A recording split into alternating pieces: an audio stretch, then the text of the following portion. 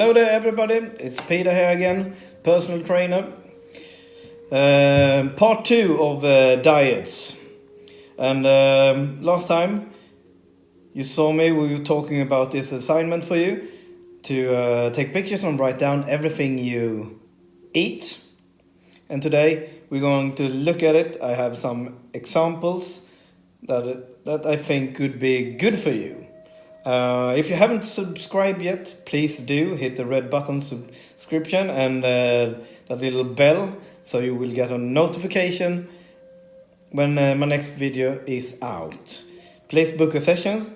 You can do it by email or text message or just call me, and we try to squeeze it in our schedules so you get a more freer, healthier, stable life. So here we are. 1 week has passed, and we have taken pictures and write down everything that we ate and drank this week, and hopefully it's not so bad. But some good examples on a breakfast could be, and now I'm talking to all of you that are not vegetarians or vegans or have any kind of intolerance.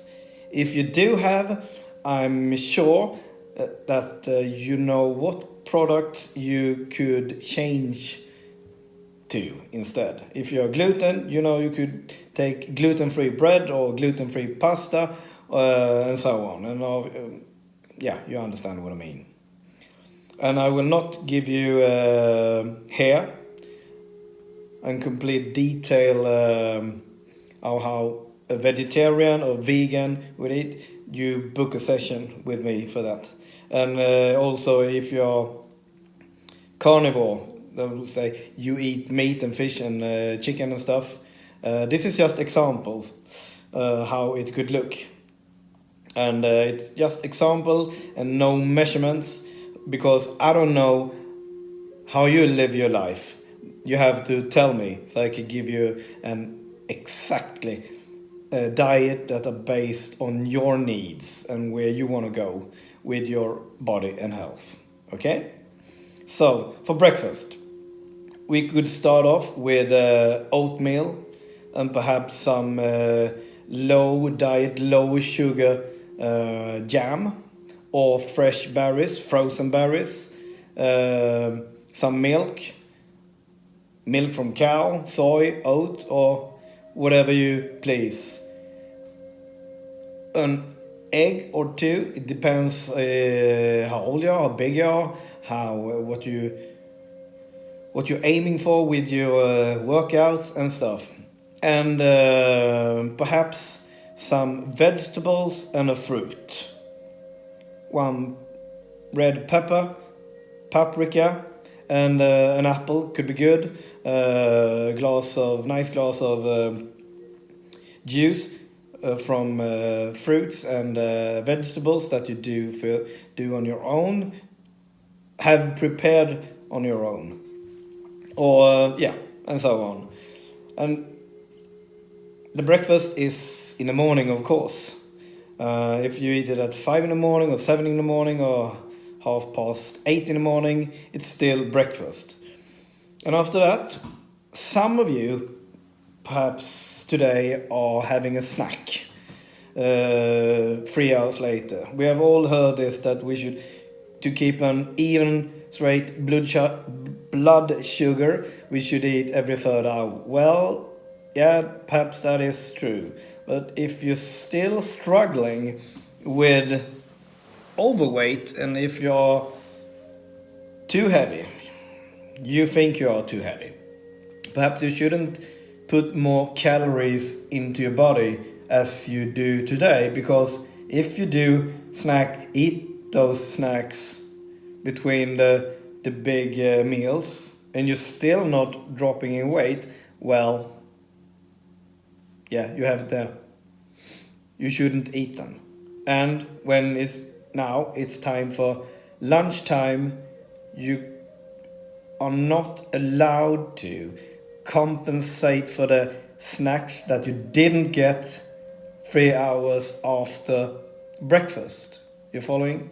Because we have to eat less calories than you consume over every day, right? And it doesn't mean that you should go hungry. If we go hungry, we will lose against hunger. And when we lose against hunger, we will eat products that are perhaps not so good for us.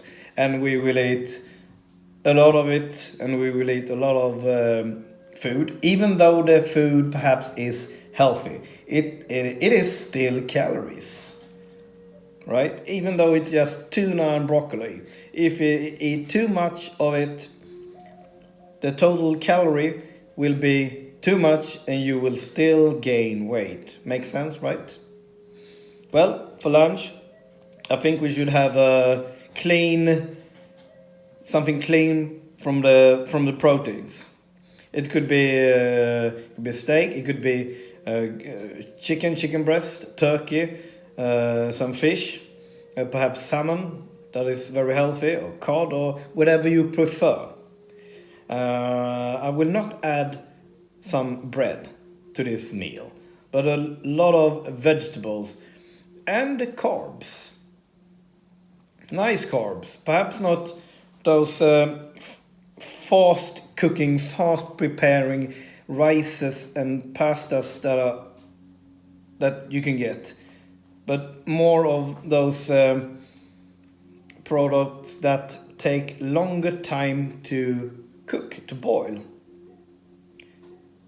Then you get slower carbs, right?